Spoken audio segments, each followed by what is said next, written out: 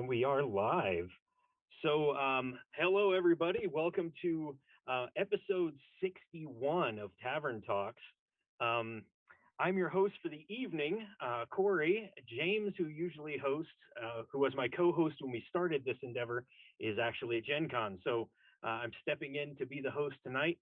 And tonight's episode is going to involve some creators here that we have with us. I'll let them introduce themselves, but uh, they're the authors of Badlander, A Fury of Thorns. So we'll start with Mark. Go ahead.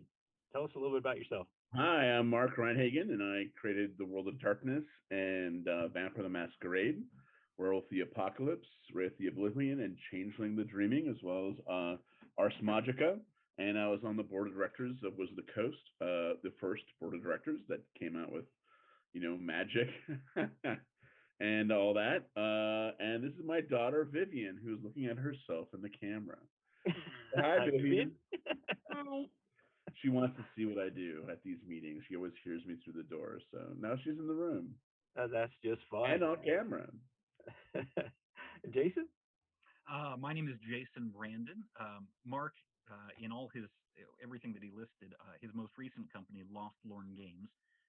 I am one of his writers, team leaders for Lost Lorn Games, and helped with our first publication, the Curse of Bloodstone Isle, and we're working through a number of other books right now. He was team leader on our first product, Bloodstone, which is for sale at better game stores everywhere, as well as online.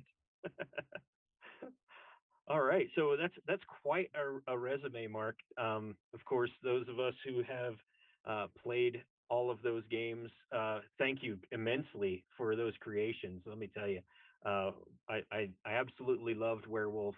I was a little bit of a hippie kid growing up, had long hair, and wanted the world to be a better place, and was really angry about what the corporations were doing, and so that was the role play game of choice for me when I was in my high school years back in the 90s. So yeah, thanks for that. Yeah, you bet, man. You were the demographic for that. I was pretty well. I still am pretty. I'm a capitalist, but I'm anti-corporate. So go figure that out for yourselves. But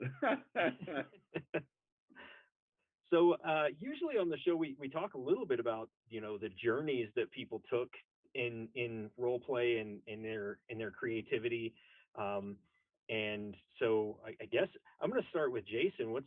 Tell us a little bit about when you started in this and what your journey in role play games has been like. Well, I was fortunate. I had a cousin whose parents were not against Dungeons and Dragons, and that will be an important part of my story. And he introduced me when I was in kindergarten, first grade, to Dungeons and Dragons, and then later the James Bond role-playing game. When I was in junior high, I had a buddy that was Dragonlance was just coming out, and he was interested in that and Ravenloft, and started to get me into that. And my father very much bought into the Satanic Panic, and Oh no.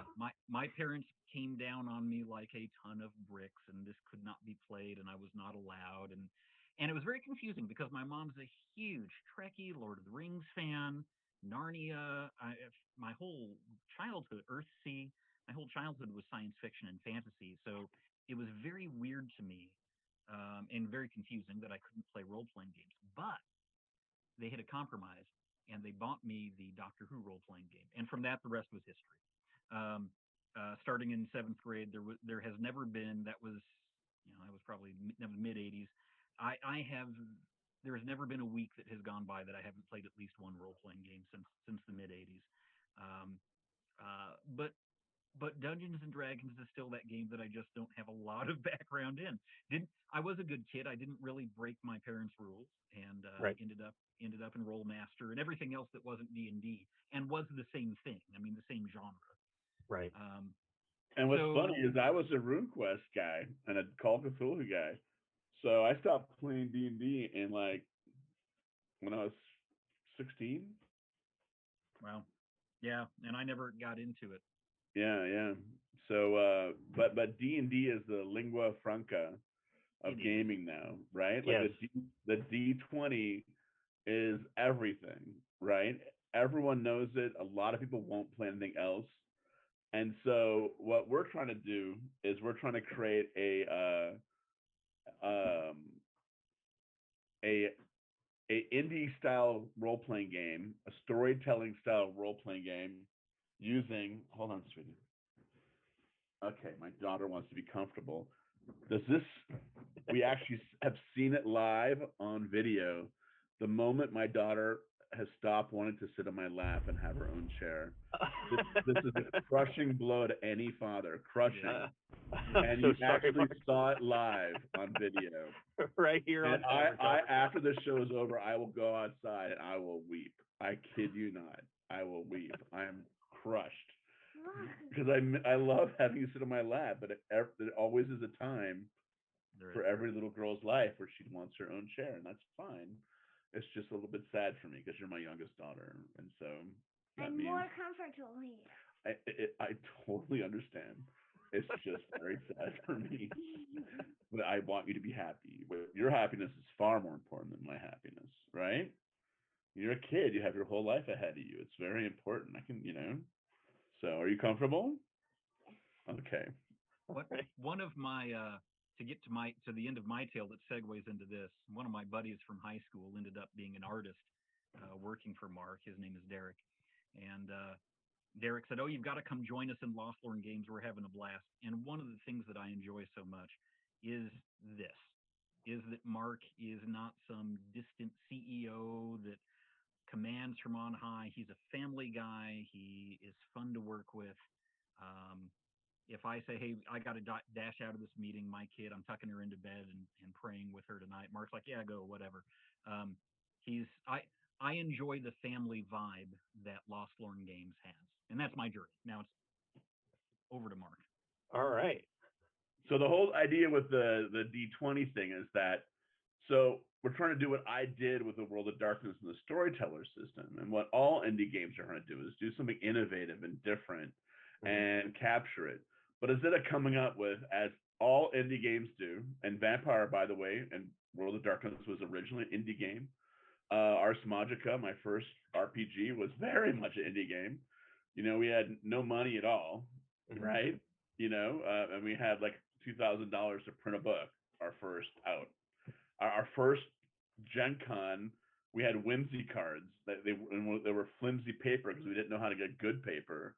The next Gen Con, we just had photocopy books.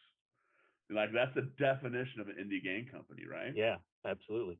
And we worked our way up. But what we're trying to do now is that because the lingua franca is D20, we're trying to do a D20, not necessarily 5e, although if we have we'll do 5e, but it's to Bloodstone was do 5e. it's to do a D20 so that whether you're old school Renaissance or you're 5e purist or you are someone who just loves indie games, what are you doing? You will find something in this. But we're doing innovative rules because honestly, there's nothing wrong with the D20 mechanic. Right. It actually has some very good things to it, and you can make it sing.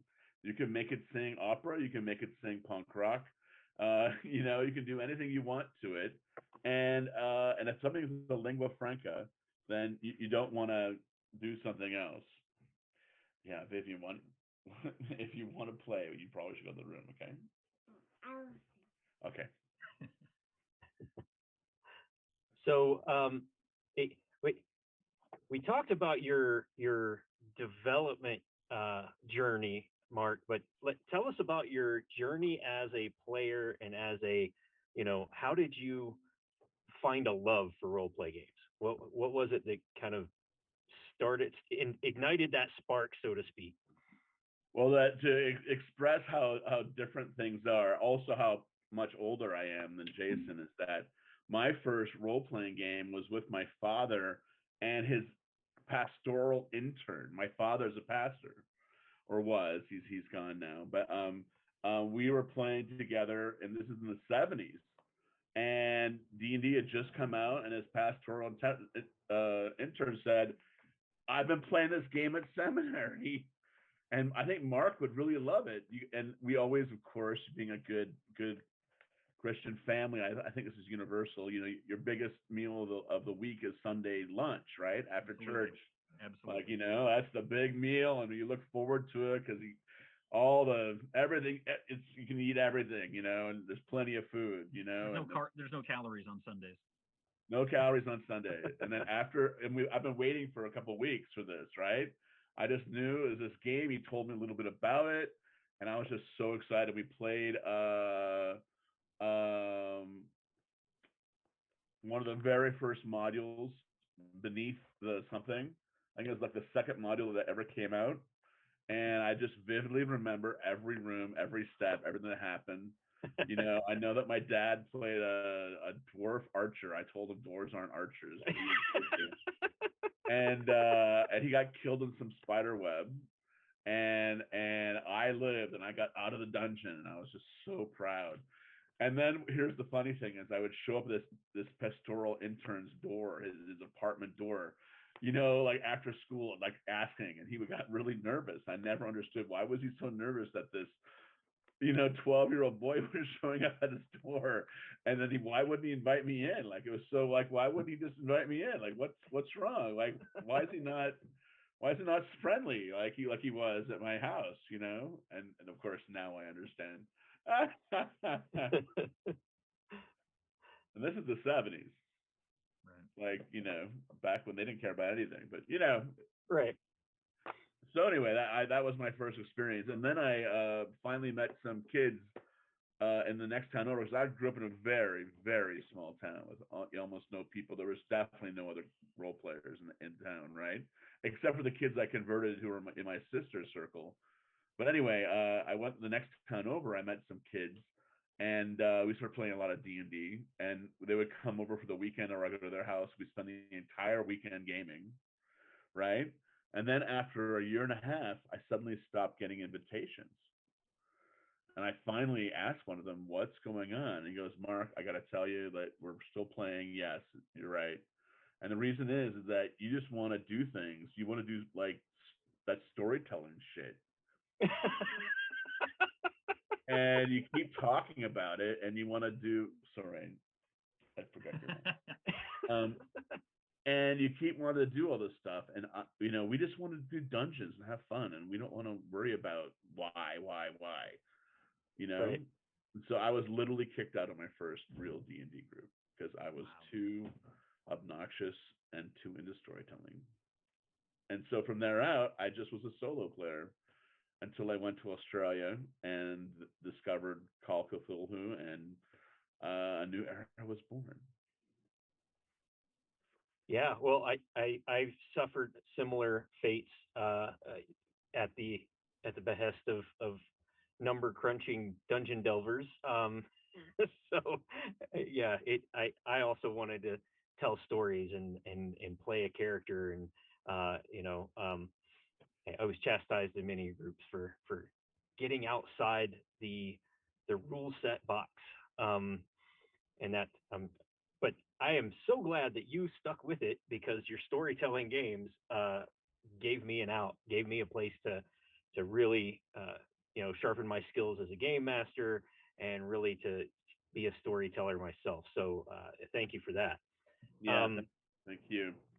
And there's hopefully a time and room for a new era of that, a new era of and of course lots of people still do that, right? There's yes. still a whole current of that, but there's a whole new era of all these D20 players, 5e players who don't really you know they have a bit of that through the shows, but they don't really have that in terms of the mother has come to fill us in. The mother has come. Are you going with the mother? Or are you staying here? Okay. So So yeah, so hopefully some of these people can see, hey, there's new ways to do games and systems that are because it's hard. I think it's hard to do if you're doing pure 5e. yes. There's so many mechanics. There's so many rules. There's so much dice rolling. It's hard, and that's why they don't really play 5e on the shows. You know, Right. like like on the podcast, they're not really playing 5e. There's no, they're not. They're barely using the rules. Yeah, yeah, that's true.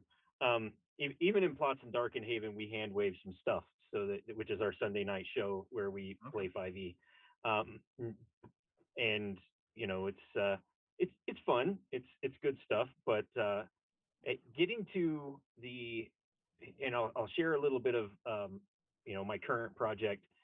Just finished up a small Kickstarter for a 5e book that is called In Service of the Tiger, and it's a historical fiction 5e module set in feudal Japan.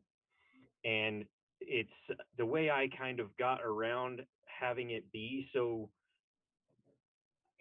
number crunchy or just 5e rule set is it comes with 6 pre-gens, and all 3 chapters are built around these pre-generated characters, and there is no leveling up. Instead, I made some cards where it's like, you do this, you get this bonus card, this advancement card that you apply to your character.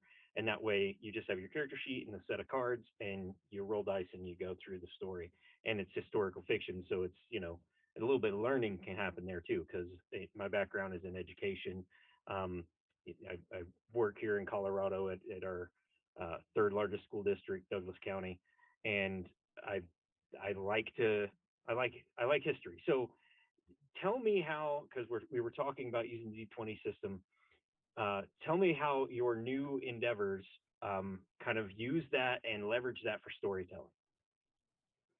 Well, first of all, if you know storyteller system, we use dots. And so we sort of carried that over, right? The character Right. sheet literally has dots. And it turns out it matches in really well with the ability bonus system on your abilities, and then the proficiency bonus. Instead of having one Right. proficiency bonus based on your level or whatever, we have individual skills, so it's broken up by skill. So Hmm. basically, just like in storyteller, you combine you know, not an attribute but an ability like strength Right. with a skill, and you can mix and match, and then you add that to a d20, and that's your roll. And so it just works magically well. And in fact, it's almost simpler than the storyteller mechanic of all the dice. Right. And honestly, I wake up all the time going, well, why didn't I just use d20 back in the day? It wasn't You cooler don't get head. the shuka shuka shuka a bunch of D10s in your Yeah, hand. I mean, There you is go. that, but I could have had the damage dice Right. do that, right? So you still had that experience of shaking lots of dice.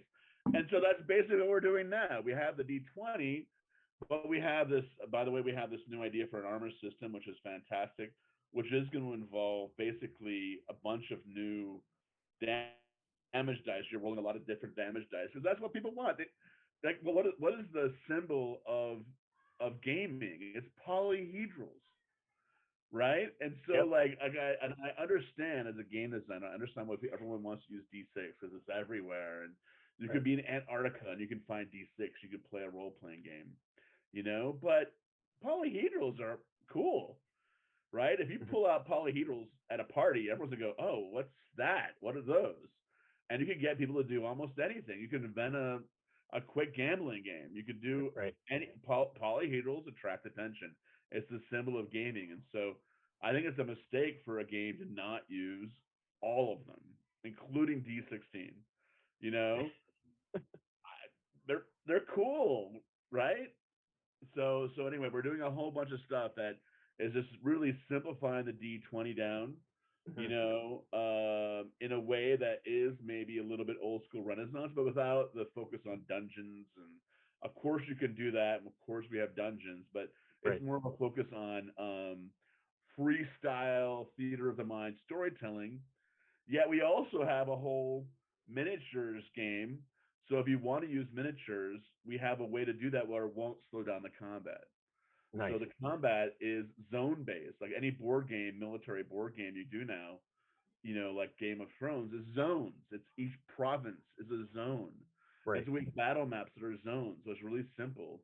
If your miniatures touching on a miniature, it takes you one to disconnect, and then they could spend a move point to attack you. and you move one zone over. So it's just everything's moves. An attack is one move, but you only Right. get one attack a move, a turn. Like there's no multiple attacks because we actually did analysis. I spent 100 hours watching people playing D20 games, and I was had a stopwatch, and I was timing how long things took.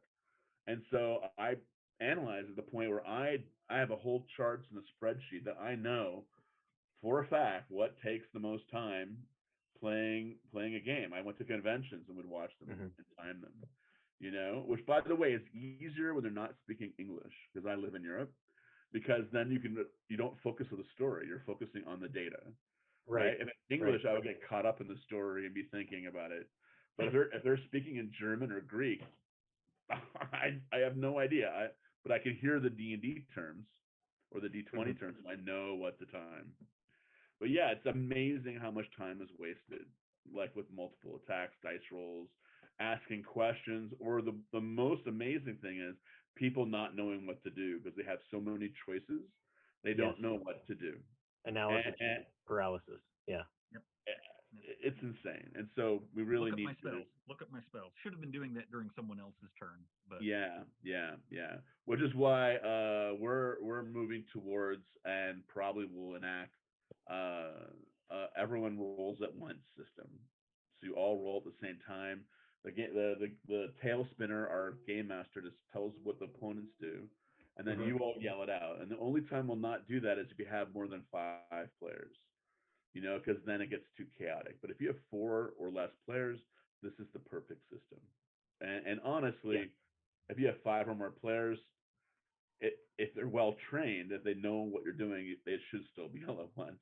You know, Initiative is basically out. It's a completely different system because Hmm. that's just so time consuming. There is no rolling for initiative. It's a very sweet, fast system, and so yeah, I think you know it, and I think a lot of indie games don't do this. Like Dungeon World, I think is very very good. But I don't know how much of an analysis they did on timing things. There are people who have problems with that, right? But also a Hmm. lot of people don't like Dungeon World because like what I can do damage to myself, you know, like there's just things about it that it's not appealing to people, and it still takes time for some people to figure out their move. And the worst thing is they can make moves, right, that they can make up, right, and Yeah. that could take forever. And so really what you want is you want people to focus on the storytelling and have a really good time, and to feel have enough freedom they can make up stuff. But when they make up stuff, it's the game master, the tail spinner, who figures out what happens. It's Right. not some invent a mechanic for me. I'm a game player. I don't know how to invent mechanics. I just want to do this. Can't you just tell me what to do? Yeah. And that's actually what D20 games are really good at. Yeah, roll a D20. Combine ability and skill. Okay, how about this? I'll choose the ability, you choose the skill. It's definitely charisma. What skill do you want to use? Can I use this? Yes. Okay, roll. Boom. And it's done. And the key thing is before they make up their mind, just have them roll the damn dice. Because maybe it Yeah. all goes to moot, right? Like maybe Then they're they gonna can roll a explain how one they or failed, two or whatever it three is, or right? 5 or 7. They're gonna fail anyway. So why waste all this time figuring something out? Just have them. So that's why everyone should roll the dice at the same time, Yeah. right? So that it's done and out of the way. And people who roll beneath the scene difficulty, we have a scene difficulty. They're basically they're out, right? They failed. They haven't even made their opponent's difficulty. We don't even worry about them. They're done, right? Right. So anyway, I'm old school game designer, and I think this is sort of we're figuring out something that I think indie gamers and all D20 players will find interesting, Hmm. and yeah, hopefully, We had a guest, Michael Crawford. This was back when I was still hosting the show before James kind of took it over, who did 5E, and he would have everybody roll their dice before the round started, and then you had basically a minute and a half to take your turn because you already know if you've succeeded or failed, and so you're gonna just explain what happened. One of the things we play tested, and I suspect Mark is still on this, is something what you just said. Um, Roll the dice first, and then figure out what action you're going to pair with that, because some of your abilities are going to be better than others. And so in play testing, we had some people that looked at their rolls and said, "That's not going to be high enough to hit them with my sword, but it is a good persuasion roll because my charisma is higher." And Right. so it forces players to play to what they're good at when they roll in the middle, that really narrow window that they know, if I play to my strengths, I'm good. If I don't play to my strengths, I'm going to fail on this. And there's something to be said about that. Our players in playtesting enjoyed that aspect. Mhm. Yeah, that sounds Yep. that sounds interesting, and I like what you said about if you're if you're too low and you're really you roll a three, If you roll a there's three, not that's much going to you're fail gonna everything. Right. you're not gonna do much. You're not gonna have any real impact on the outcome of things. But you can still get your 20 seconds of role play, right? And then we move on to somebody else. Right. And I like that idea that okay, you already know you're not going to really impact this round of whatever it is, combat if it's combat. Um, so it's your turn. How to tell me a little bit about what you did, and that's where you get the chance to maybe get role play bonuses. I don't know if you hand those out, but I usually have what We I have some drama kind of stones. tokens. Yeah, Yeah, yeah. So it's kind of like a stone system where if you do really well, or you also get them like you can get them when you botch, when you screw up. So that makes it so that screwing up is not this entirely terrible thing. If you right. role play it out correctly and fully, oh, I'm wounded, and then you can get a point for that. And so it makes it you know more fun, right? Right. And then those can be used in a variety of really cool ways that I think add a lot to the game, but they're shared in common. And what's coolest about it there are also your experience points. Because I love in Okay. board games like difficult, like as Sid Meier of Civilization fame says, a game is a series of difficult choices, Hmm. and I love pushing your luck mechanics. So what we have is that if you want to not die, you got to spend a drama stone, right? Right. But then you're spending your experience points, and any player can freely use drama stones anytime they want. All it is social convention at the table. What are you doing? You're not dying. Don't use this drama stone to re-roll your roll. I want to re-roll it. Those are experience points. And so it becomes this whole thing where and what you do is you basically need as many drama stones as your level to go up in level. So in the beginning it's really easy, but later on it gets really hard, right? Collecting them Mhm. gets harder and harder. So this is a very, very simple system, but I think it's very elegant so that, it makes it very difficult to go up later on. System also has a crux die uh, system, which is a way of keeping track of building momentum in combat. Because realistically, I mean, if you've got momentum and you've killed, what other games do, like morale, where morale might Right. break and the goblins might. But Mark has come up with a system that you track with a die that slowly raises and lets Each people kind of side has visually one. see. Yeah, So go ahead, your Mark. side has one, their side, if there's a third side, they also have their own crux die. And if it goes up if someone's crux die goes above 6, then everyone else has to make a morale roll, or they'll either surrender or run away, which is very true to Okay. combat, right? Like this is Yeah. how this is really how it works. And especially in medieval times, people all the time surrendered and were ransomed off. This Yeah. is a very common thing throughout all of human history, not just in Europe. So we have that system here where there'll be many surrenders. And it also keeps Bye you bye, Vivian. from Bye to everyone. bye. Bye, Vivian. Thank you for joining us. It also keeps that I think I can take them idea Yeah, out of the party, right? it Where does. it's like everybody else at the table except for maybe one or two players is out. They've their hit points are down, or they're incapacitated, and then there's still five bad guys, and the two players that are left are like, well, we can do this. Well, if you have some mechanic where it's like, no, we're going to end the scene, Right. you've lost, and here's what's going to happen, and we're going to move on with the story, Yeah. instead of spending the next hour and a half of you That's it. trying to do something that's really a narrow shot anyway. And, Yeah. and it lets you also have these great scenes. You just transition to straight to the dungeon, right? The players have been captured. They're in a dungeon. You Yeah. know, like an honest, like a real dungeon, not a fake underground lair called a dungeon, right? Right. Like an actual jail, a jail, basically. Yeah. And that's a great moment in the story, right? But it never happens because Right. players will never go, no, I'll fight them and do this. And all you have to do in this game is go, no, you failed your roll, your morale roll, and you're basically all in the dungeon. Right. And but this is not the end of the story. This is Yeah. just a wonderful transition. And yeah, I think the crux are great. And also we have a system where if you roll a 13 and it's a hit, and you're No aim there to two fail. ahead of you in crux, Oh, then it's a botch. So 13 is unlucky numbers. So Okay. so one being a botch never works because you roll it too often, right? And so we make one like somewhat bad. You basically the other side gets a crux point. You know, there's some bad stuff that happens, but it's not like you can't make it a botch.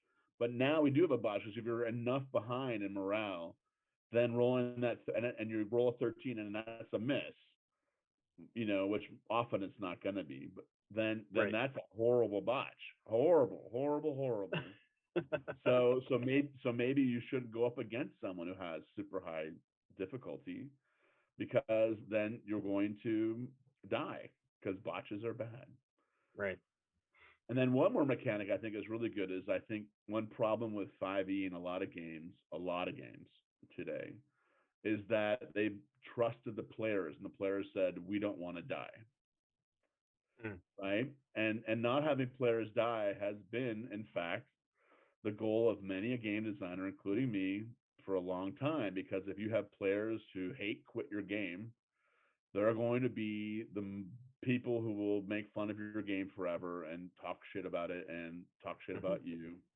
And they're going to make everyone hate your game. And so you don't want to do that. You want to make sure you can build in these mechanics that no matter what, players will always never die, but it's gotten so far with 5e especially, and you know the hit dice and the multiple death saves that no one Hmm. ever dies ever. No one's scared, and there's no drama. There's no sense that oh we're in danger. There's no danger. There's zero Right. danger. And you know at least in a board game you have the danger of losing, you know, and then sometimes there's a thrill of your arch rival friend who both of you are really good at this game. They're both playing, and you can, oh, I got to get them, right? But in a role Hmm. playing game, there's none of that anymore. There's no dying. And Yeah. I believe like the whole impulse of seeing old school Renaissance, despite all the politics, I don't understand the politics stuff, but I know there's a lot of politics in gaming. I ignore it. I don't care. I just make games, right? My politics is my personal thing. It's not involved in my gaming. I'll game with anyone, right? Well, not Hmm. anyone, but any gamer I've ever met, I'd probably game with again. I don't have yeah. Anyway, um, so there's just you want to be able. Players should feel in trouble. So what we've done is because you can't outright kill players. I understand that. You know, I do. You can, you know, you should always make them afraid. My players are definitely afraid of me. They're definitely afraid, but I really don't kill that much. But I always make sure that if I do kill someone, everyone hears about it for years and years and years, right? Hmm. And it's a big legend because they know, oh yeah, Mark's a killer DM. You got to watch out for him.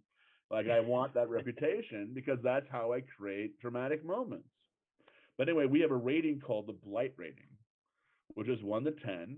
And if you go over 10 Blight, you're no longer a player character. So anyone who's played Vampire knows instantly it's Right. reverse humanity. So instead of it Yep. going down, it goes up. And you can get Blight scars. So if you want to do a long rest, a short rest, and not and the only way to do a short rest and gain hit points back is if you take a Blight scar, which is a permanent affliction. Like you're partially blind, and it gets worse every time you Oh take a new no. blood scar, or you're insane, or you're wounded, or you're crippled, or like there's horrible things. So short rests don't work. Long rests barely heal you, and then bed rest is the only way to truly heal, And right? that takes time. And Right. that takes time. Yeah. And time is So, crucial because in this game we have a whole downtime game system. It's very very simple, but as a group you have a fury sheet. You are a fury of thorns. Thorns are badlanders. That's the name of the adventurers who right. serve the king as like almost musketeers, as frontier scouts, as judges and lawyers in the frontier. But so your thorns and your fury is your team. We have a team sheet where you can spend time like befriending people and serving guard duty and having these little downtime adventures. So if you're just healing that whole time, you've wasted your months. You know, Right. your Yeah. crucial months, So, and that should be like really important. And that's something we sort of took from old school board games doing that. so I'm going to step back a little bit because we got a chat question here. Um, so, uh, and then maybe there's another one after that. So, regarding the morale mechanic, wouldn't that possibly take agency away from the players? Personally, morale mechanics in games can annoy me because I feel like the game or the dice decided something completely for me, which I understand in TTRPGs that happens and should happen sometimes, but is it easy to negotiate such a mechanic if it doesn't jive with the players and or the DM?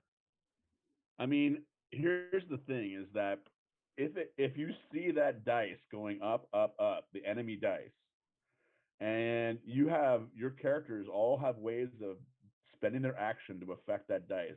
But if all you're doing is fighting the combat and not trying to change them their crux or your crux to beat it, or at least Right. lower, you can lower their crux. There are ways to do it. The spinsters, for instance, are a class of technically they're a guild that weaves thread, right, and makes thread.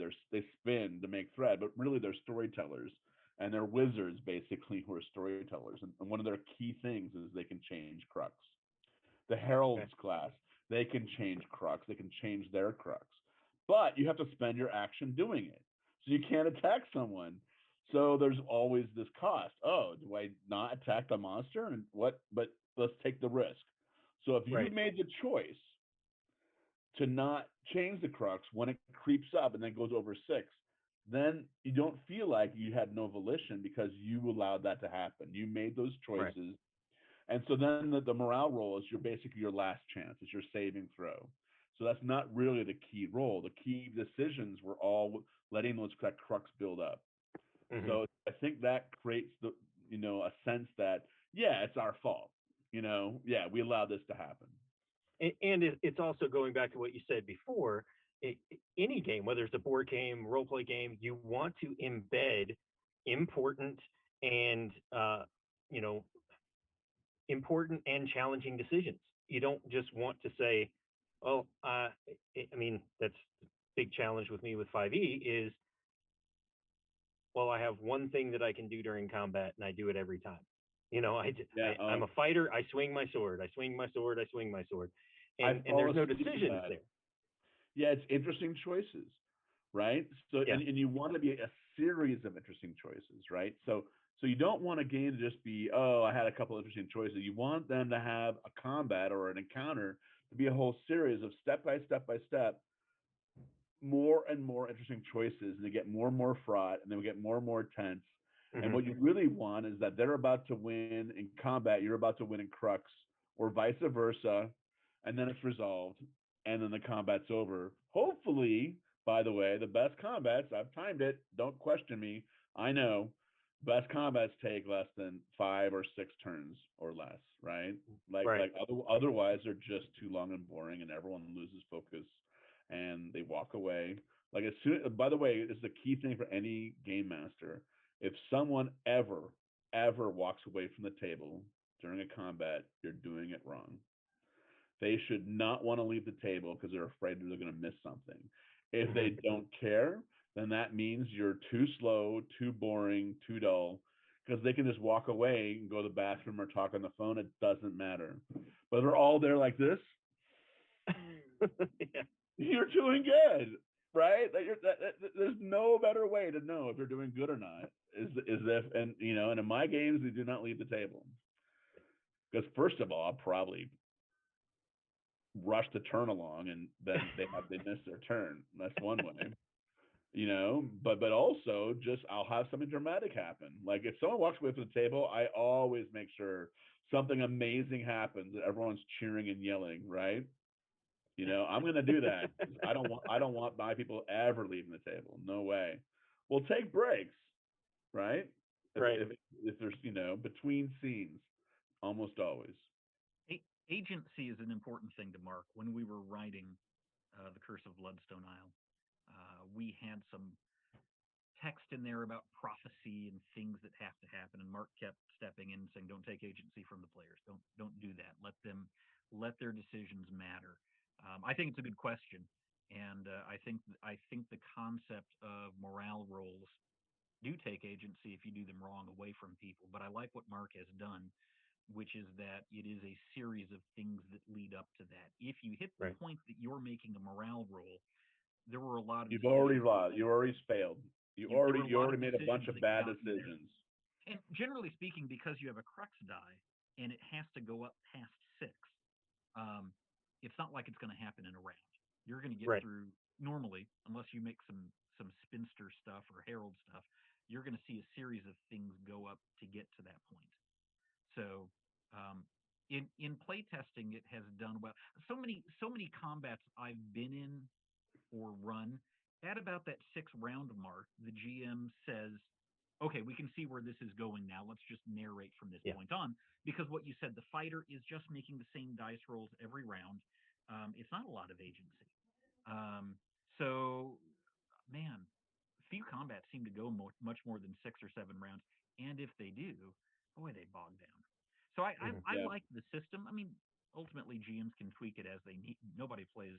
And it's the great thing about D20 is that there's so many ways to tweak it. Like there's Yeah, so many games, so you're basically building inside this universe of tweaks already available. So it's very easy to do if whatever, you know. if Hmm. somebody felt a D6 wasn't good, they could switch it to a D8 or a D10. That would be an Yeah, easy. or That a would be such an D4, easy a fix. giant D4 on the table. So there's so many easy little tweaks to make the system match a player's. There are some players that like that long drawn out combat, so they might enjoy changing the D6 to a D10.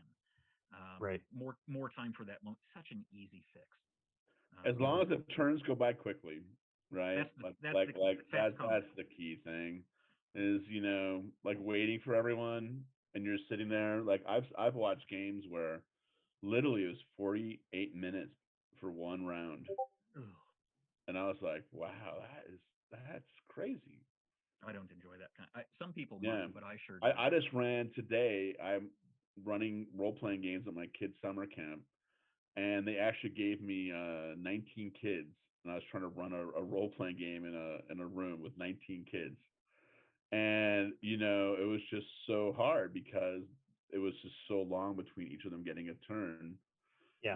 I had to be extra dramatic, extra persuasive, yelling and try to combine them into groups. And okay, well, you three, what are you doing together? You decide. Let's just try and make it faster. And it's just you know, and I just made it very very real to me, like how boring role playing is if you wait too long before you get to do something. Yeah. Yeah. So the response there was that thanks for the clarification. It does seem a lot more interesting with the crux die, and not. I think that the misconception was that you kind of roll, and it's not a Oh roll; it's no, like no, no. increasing. Oh no, I no. would hate that. I would hate that. So so we got a few minutes left. I mean, we can definitely go long if we need to. But what is it that most excites you about your current projects or project that and what do you want people to know about it so that we can kind of use this as your chance to Yeah. throw some Well, actually, some we're opening up playtesting for Badlander. So come to lostlorngames.com, and we have a playtesting page, and we're giving out the game for free, almost the whole thing. And we want people to playtest it, and it's already laid out, it's fully done. We're gonna tweak it, of course, but this is just a first draft layout. But we want playtesters. We want to Mhm. do the full deal, and we want to do it great. And I think There's a great opportunity for someone to join us as well. We're always trying to recruit people. We're especially looking for sales and marketing people, but always artists and writers, of course, editors. And we have upcoming for the vampire fans, our second game is Fang Night, which is basically we're doing a whole series of games where you play the monsters in a fantasy world. So it's going to be Fang Night, Bane Night, which is werewolves, Hmm. and then we're going to go through all the different monsters. It's all going to be set in a fantasy, grim, dark world. So I think that's kind of a new twist on things, and I think people will find that um, very interesting. I hope at least. And of course, that means Badlander is what? That's our Hunters Hunted game. Yeah. Yeah. So, but I think it hasn't really been done before. Like no one's done vampires or werewolves or monsters as player characters really well before in a fantasy world. Of course, people have done it. Back in the '70s, we had Monsters, but which was actually an Right. inspiration for Great, Vampire. great game. You know, but it hasn't really been done, in a while. The Okay, sweetie, thanks. Lostlorn is Lostlorn is Mark's original game setting. His first set, I think, first setting that he Yeah, wrote. yeah. It's the And very first fantasy world I ever, or world I ever invented. This is literally my world from when I was 12. Because after that first time, I just started writing. it's a it's a world that has been it's a prison world. When people get into it, they can never leave. They're just reincarnated again and again. Um, so they're trapped there. However, the world is falling apart. The grandmother oak that holds the world together at the center, kind of the Literally, her Yggdrasil of roots hold the world together. kind of Their the entire Yggdrasil of the city is world, built around roots. she's just been struck by lightning. One of the things that I like, you think of Lord of the Rings, and of course we all love Lord of the Rings, but it's amazing that in 10,000 years of elves and humans, the technology level never rose. They had the Right. exact same technology 10,000 years later. Mark has made a very dynamic world where, like, the switch from wheel locks to flint locks just took place in the last 20 years. Kind of a Renaissance level technology, but it's very recent Renaissance. And kind of like the world of darkness, Book uh, printing was just invented. Gehenna is the apocalypse Armageddon is possibly upon them. What does this mean that the world tree has been struck by lightning? Is the world getting ready to fall apart? And what does that mean? It's a very dynamic setting, and I think that gives game masters, tail spinners, a lot of room to play. So yeah, this sounds very exciting. So exciting that I'm hoping, crossing my fingers here, that once we are done at the end of September with Plots and Darkenhaven on our Sunday evenings, um, so season one wraps up in at the end of September, and then we've got a lull in programming on Sundays. Maybe we can do a play test on one of our Sunday evenings, get some of That'd our be cast awesome. together. That If would be either amazing. of you would like to run a game and show us I the mechanics, We can do it together We if should you do want. this. We awesome. should That we should so make it happen. so I'll let James and Austin, our other GMs, know, and who knows, maybe James and Austin and I, the main GMs for Plots and Darkenhaven, can be players You once. deserve That the would be. chance to play in a game together. Yeah, exactly. So I'll pitch that to them, and then hopefully October sometime, if you have the time, we can get together on a Sunday evening and stream a game, show people what this is all about. We'll make Awesome. One of us will make the time. Yeah, yeah, absolutely. We'll make sure it happens. I like it. I like it. All right, let's. I'm gonna just check the chat real quick and see if there are any last questions. Um,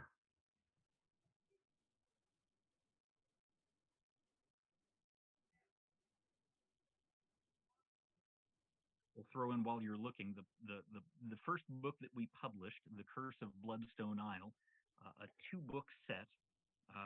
There's a player's book, which is an in-character book. It's the guide to the island that somebody previously wrote. You can hand them the book, the players, and they can read it.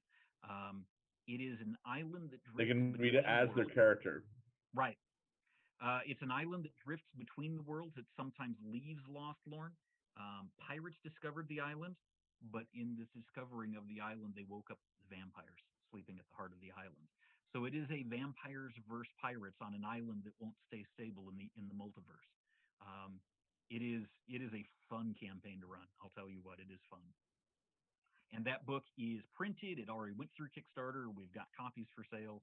Um, I can even they're on the other side of my office, but I could even grab a copy and show them off if So, Fastball, you're so we Do did it. have a yeah. question. Any cool original monsters or original encounters? Oh That God, yeah, yeah. Well, Bloodstone Island definitely has a whole bunch of original monsters, but yeah, my philosophy on monsters is that monsters should bring something unusual to the game experience at the table. So we're trying to do monsters in a unique way. Yeah, there's Bloodstone, there's the player's Look, book and the Tail Spinner's book. So basically, and it's compatible with well, there's no rules in the player book because it's for the right, characters. It's right. just So it's all in character lore, book. and the other one has it's all D25e, so you can make it work with any D20 type system. But anyway, sorry, I missed the question. What fun critters do we have? Oh yeah, Fun so for encounters. instance, the Cacophonix is this weird like bull that sings so loud while in combat that players are not allowed to talk to each other. oh, nice. So it's a combat where the players cannot make plans and cannot discuss things as soon as the cacophonic starts singing because it's so deafening, and they have to make hearing rolls, and they can't detect anything by hearing, and it's just like, and it attracts all kinds of other critters, and so it creates a unique situation. So pretty much all of our monsters have a unique thing like that, so that they're very unique. And Tail Spinner has a ton of whole monster section, and Bloodstone, which you can buy now, either as PDFs or the book. You can buy it, and it has all kinds of cool critters. So We have bodgers in I'm pretty Bloodstone. proud of how we do things. It's a different take on it, and and really what we're trying to do is create these bespoke experiences for players. So Cacophonix is just like being with your friends at a concert, but the concert's trying to kill you. Just I love that. Yeah, and the concert is I'm a stealing minotaur. that. I'm Yeah, stealing that. That is great. That is great. Yeah, yeah, yeah, yeah, yeah. I like it. all right. Well, I guess we will wrap this up. Let me go ahead and go to our stream ending show, our scene, and thank you again for all you've contributed Bye, everyone. to our lovely hobby, and thank you for joining us on the show. And yeah, we'll definitely talk about October. Thank you for having us. Great. No problem. Thanks Thank for you. watching, everyone.